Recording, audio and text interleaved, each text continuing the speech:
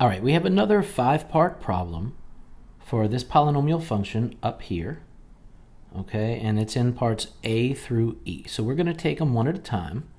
And part A says to determine the graph's end behavior. So to determine the end behavior, remember we need to perform the leading term test. We need to look at the leading term, and we need to see if the exponent is even or odd, and then we need to find out if the coefficient of that leading term is positive or negative.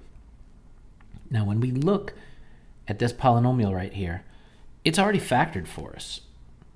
It's not the first term, second term, third term, fourth term.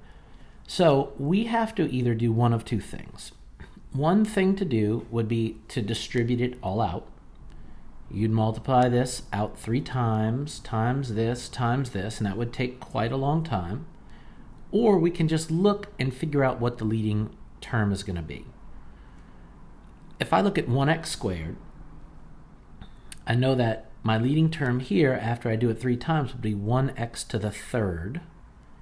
And my leading term here would be 1x. So I can figure out that my leading term is going to be 1 times 1 times 1, and then x squared times x to the third times x would give me x to the 6th. All right, in actuality, what I end up getting, if I multiplied it all out, would be x to the 6th minus 4x to the 5th minus 18x to the 4th plus 108x to the 3rd minus 135x squared. But the only thing I need here is this leading coefficient, which I could figure out.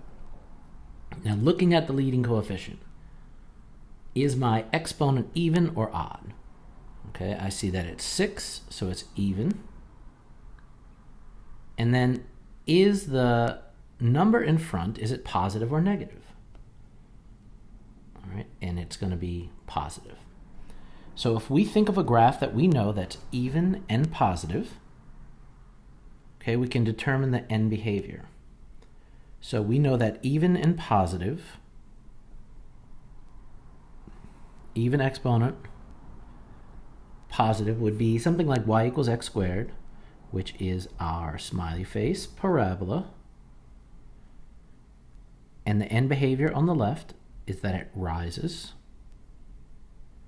And the end behavior on the right is that it rises. Okay, so for our big old polynomial up here, we found out that the end behavior is going to be the same as this because it's even and positive. So it's going to rise to the left and rise to the right. Okay, if you want to see more about this, or maybe a more in-depth explanation, go and take a look at some videos titled End Behavior.